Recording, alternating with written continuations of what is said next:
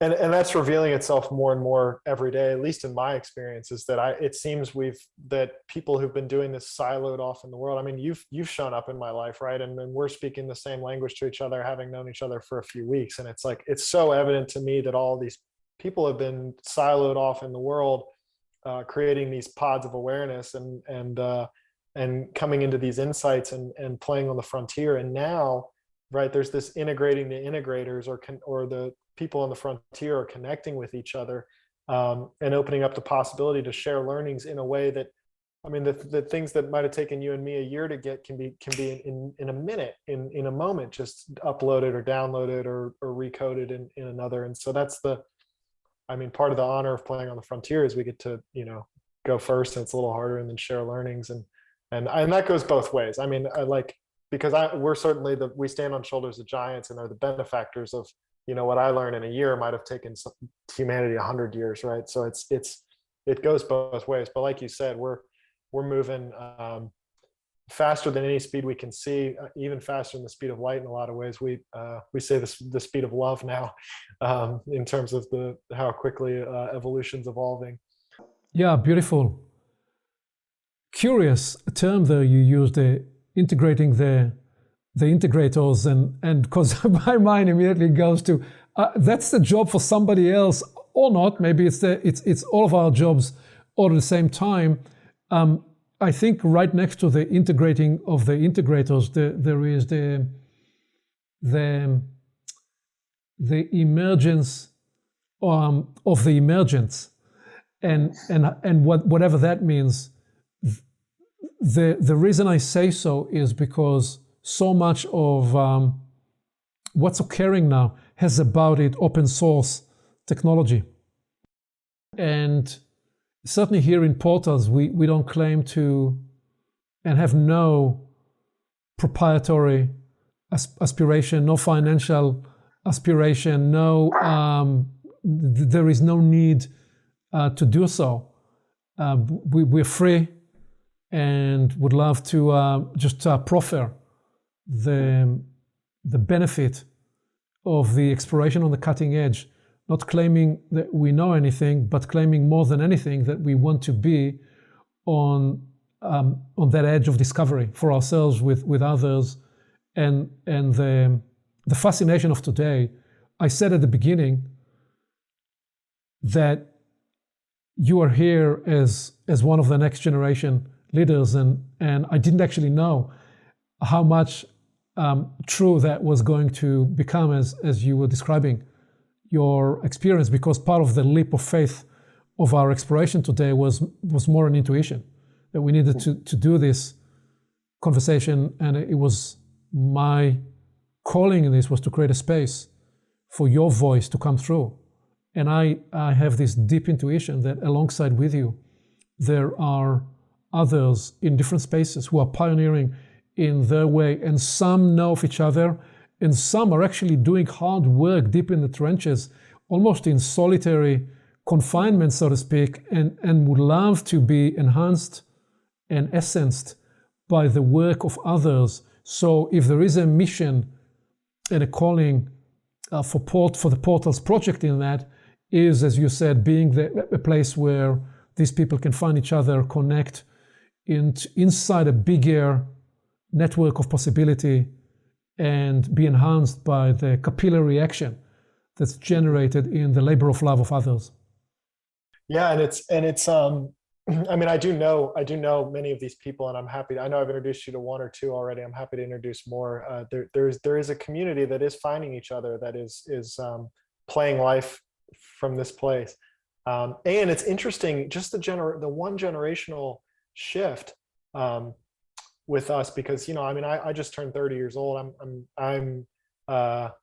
I still live in both worlds. Like, I'm playing in this new world that you and I are in right now, and I also play in the new world in the sense that all my work is open source. I don't do intellectual property on anything, and to me, I feel like that's so critical if we're going to really open up into this new world, to be able to open source and share all of our stuff openly and publicly.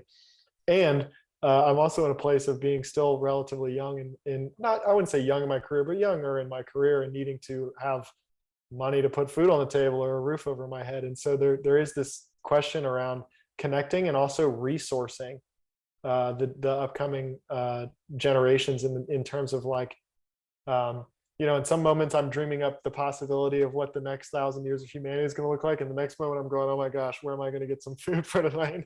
And so that kind of jarring flip back and forth between purely potentiated possibility and emergent consciousness back into survival consciousness is a pretty harsh pendulum swing. It's pretty jarring. And it's been so beautiful in so many ways. I mean, I can't tell you how liberating it's been in terms of surrendering stories and constructions and imprints around money from the fiber of my being. And it seems like part of what I guess what I'll say is it seems like part of what really wants to happen in the world now is creating ecosystems that nurture and support and nourish and cultivate people to thrive in capacities of exploring these questions and possibilities that we're wandering into today. Well, we have to prove that there is progress and that your generation is more advanced than my generation, and that you do not need to do what I needed to do, because I was pursuing in my 20s and 30s adjacent inquiries, not perhaps as advanced as you are at this point, and ultimately resolved that at a later stage I was going to make the material question play out of that, and I did so in a rapid manner. And the progress, the generational progress can be proven right if you can continue to follow this main thrust of your journey, and if there is a way for you to, through that, address the material question as well. So I will be here in support of that, and that can be a fun discovery, because the other option is less desirable, which is that you'll have to put it on the back burner and surrender to another agenda. But what you're describing is part of the initiatory nature of your journey, and part of the discovery and the learning, and actually part of the bringing online the capacities and the capabilities and the connections and the formations. These are all different words to the operating system that's coming online. And in a way, if you said, I want to skip that, I want to bypass that, you'd be escaping the initiatory ritual that you need to go through, because you're being tested for your faith and your devotion and your resourcefulness and all of the above. So it's glorious in all its manifestation, and it also needs to deliver in the practical sense. Yeah, that's beautiful. And I always love that reminder. And it's funny because there have been certain points in my journey where I haven't had any money and I actually have had to tell people who are offering me money no, because it was so clear that like I could keep a codependent financial support structure intact and continue to receive money, but that I felt total dissonance energetically with the money, and had no, like, it was like, no, I actually need to continue to go with what's resonating with me, which at the moment looks completely absurd and like financially totally unstable, and like I can't not follow this pulse and whatever it's asking of me in this moment. So I really appreciate you. It's like in a way celebrating that that's a part of the process and the journey. Yes, and in addition to celebrating in the instantiation that you're offering, there is a revelatory property that what we're describing as Homo Universalis that's beginning to emerge actually needs us to attend to all the steps, all the rungs on the ladder. We need to go through the release of codependence. We need to find the individuated journey before we can become a universalis. All those are truly important, because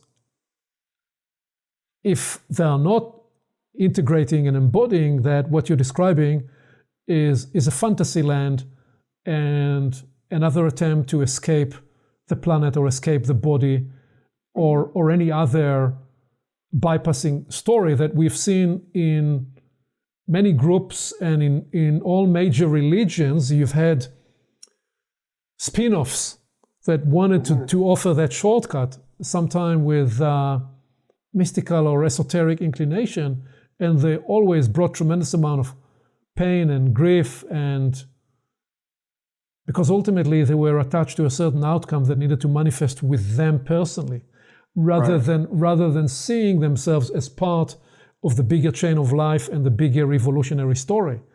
So all this is very important in the nuanced footwork and of dancing through the various steps and stages on the spiral, on the ladder, in the bigger system, whatever model you choose to play with. Yeah, absolutely. And again, another old structure that's falling apart is this kind of guru, sage on the stage, enlightened person who has all the answers, because we realize we're all playing this game together. And I really feel like, there are people who are showing up and making meaning from different levels, and people who are different mature than others, different levels of maturity than others. And it seems to me like something that we're really being invited to do is actually own more publicly that we're all playing this game. We're all in the evolutionary process. Like I talk about the shadows I have all the time, or the places where I'm struggling or tripping and getting scraped up in life. And like you said recently to me, you're in the arena, right? Like you're actually playing the game. And to me, it's really a shift into the celebration that we're all this universal consciousness playing the game together. It's not just like, oh, I have all the answers. I've got, I can teach you what you don't already know. And way more us becoming aware of, like, remembering what we've known this whole time. So anyway, I say that in the sense of find communities where the leaders of the communities are playing the game with you and not claiming to be above it all. and remembering in both senses, that to remember as in to bring back to consciousness, but also as once you bring back to consciousness, you reintegrate that as a member of your inner community. So in that sense, what you're describing is that the very model of what's arising now cannot arise. I don't know that I want to be so here is me playing editing myself on the fly. I wouldn't say cannot arise, but only a partial thing can arise through the individual formation. Much more can, because I don't want to even leave out the luminary teachers that have their role and their function. And some of them may choose to not play in the arena, and they still have a part to contribute and play as well.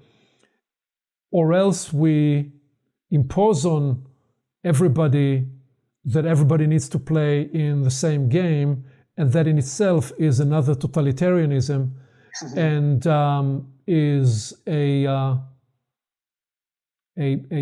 postmodern breakdown that we're carrying into the system, rather than recognizing that there are actually different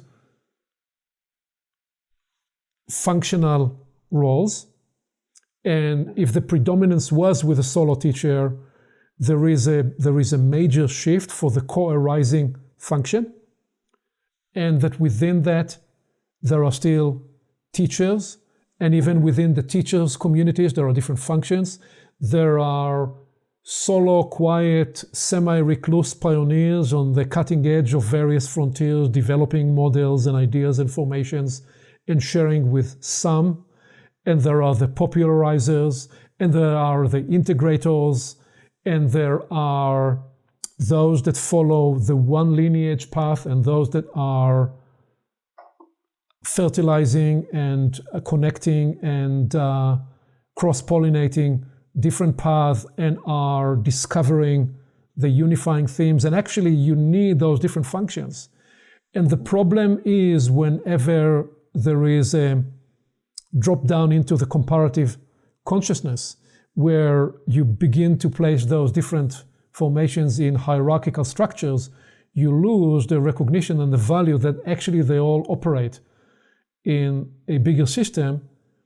Because when the liver begins to compete with the kidney, begins to compete with the spleen. We have a cancerous condition in the body.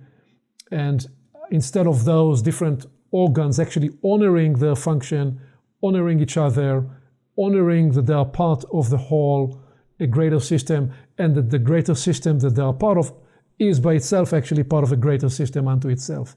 So I would offer that caveat, and sometime on another occasion, we can do a deep dive on the double guru trap and the fascinating lesson and insight that will. I'd need to bring some visuals and actually talk a little slower through this, and it would be fascinating to map the step-by-step journey of the guru trap, both sides, from the student and from the guru. Why? What's the anatomy? How that happens? How can we learn from it? How can we be a little more enlightened into what is trying to emerge now? So, Forrest, this has been a most magical conversation. Thank you for your leadership. What parting sense, parting sentiment, parting? We're not parting anything actually. We're not even pausing. What would you drop into the bloodstream of this conversation as we press pause in a moment or two as your final note? Okay, so we already landed the conversation, and we are in after conversation winding down, and at a sense that we needed to turn the recording again. So how did we get to this? Just catch me up. What just happened? That's a great question. I got to go into my head. Hold on. I was saying that this conversation with you had proven the actualization of one of the intuitions that appeared with the inception of the vision of portals of perception, where we will get to play intergenerationally. And my hope and aspiration was to come and play and be in conversation with leaders in all those main domains of human expression. And that what I shared with you, that partly that was inspired by, this will now go probably 17 or 18 years. My son was in either his senior year or junior year, and we convened a circle of his friends in our living room. Actually, it was his senior year. And I felt that at the time, I felt maybe this is my legacy act. Now I'm inside seven legacy acts later in portals. But what I felt then was that we were convening important conversations, and one pivotal raw moments was when one of his friends, 17 years of age, said in that, and he was vulnerable and he allowed himself to speak to that, and he said, I don't understand why we operate in the way we do. I don't understand why there is no transfer of wisdom from one generation to the next. I don't understand why I don't have conversations like we're having here with my parents, with my grandparents. I don't understand why I need to make all the same mistakes that they have made. Why do I need to fall into the same stupidities? And why can't we actually pick up from the last mistake, learn the lesson, and move the ball downfield? It was a searing moment in the sense that he was expressing a personal pain and a personal realization, but he was also making a transmission to an entire generation that something like that needed to come into fruition. So we're talking early days of the internet. We're talking certainly before social media, before Facebook and so on. And it's now 18 years later, and some of his transmission and his calling is, for me, being answered in the conversation with you today and with what Portals is endeavoring to facilitate. Yeah, I mean, I feel like I received his transmission when I was I must have been a few years younger, not too many, but I feel like I received that because I cried out for that many times in my own journey. And even at one point, I co-founded an educational nonprofit in my early 20s, and we set up a wisdom. We had the circle of elders, and then we had a hierarchy, but it was an age-based hierarchy. It wasn't a wisdom-based hierarchy. It wasn't a developmental hierarchy. It was just age-based, and so there was. It's an interesting time because with development, right? It's correlated with age, but it's not caused by age. And so sometimes you have people who are 18 years old operating at a later stage of meaning making than someone who's 68 years old, and it's that just caused a whole bunch of mess for me coming into adulthood, looking in the world, begging for wisdom, begging for guidance, begging for insight, and continuing to be resold a story I had already lived through, decided wasn't for me, and was wandering into a new one. So I certainly appreciate the call for an intergenerational perspective and a developmental perspective. Yes, and because what is also implicit in it, that as the two of us are in conversation here, we are already partnering with generations to follow. There is an implicit covenant that transmits down the timeline into their future. So, and in a way, if you like, that's part of my logotherapy.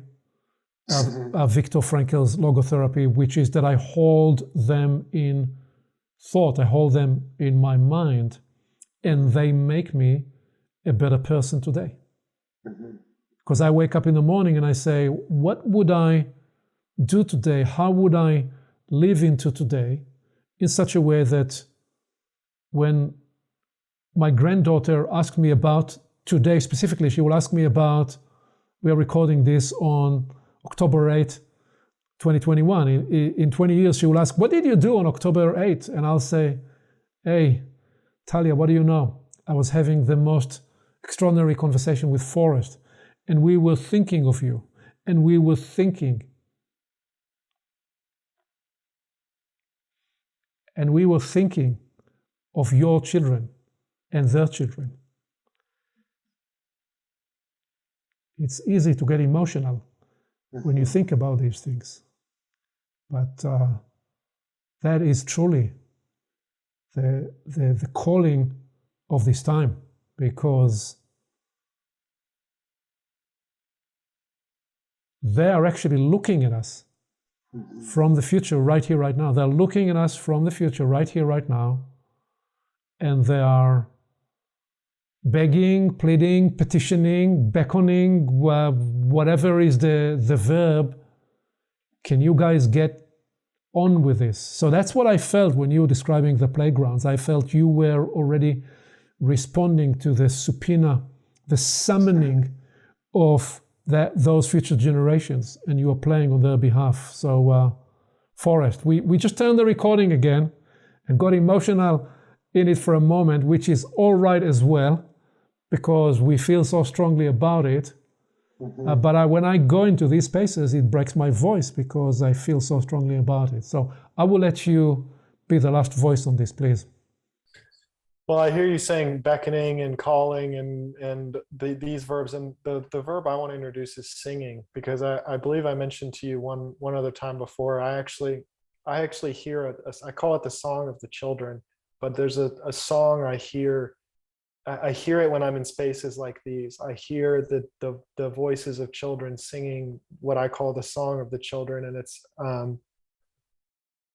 the way less the words of it. I don't know if I could even write down the lyrics, but the reverberation, the energy that the words are surfing on, the reverberation of it, the felt sense of that being an energy that's so deeply sourcing and infused with the world that's calling us into that song sings into what we're weaving for me. Are Are you a musician too? Aspiring musician, emerging musician. I would love. I Hope would that's love. a stretch. I would love for you to describe it with a few of the musicians that I'm working with, and for them to try to translate that feeling into melody. That would be beautiful. So we're going to set this. We're going to create that occasion. Okay. Okay. Well, I just want to say thank you for having me. It's been so much fun hanging out with you here and exploring the way we have been. And I just invite anyone who gets to see this to come explore with us, to come play. We're all in this together. We're all part of the evolutionary game. We are manifesting manifestation, and everyone is a part of it, whether we're aware of it or not. So we can play this game consciously, and to me, it's the most fun game I've ever played. So I definitely invite everyone to really, yeah, it's a celebration party. Come hang out. Come have some fun. Come play. Come play the greater game. Yeah. Thank you, Forrest. Thank you, Aviv.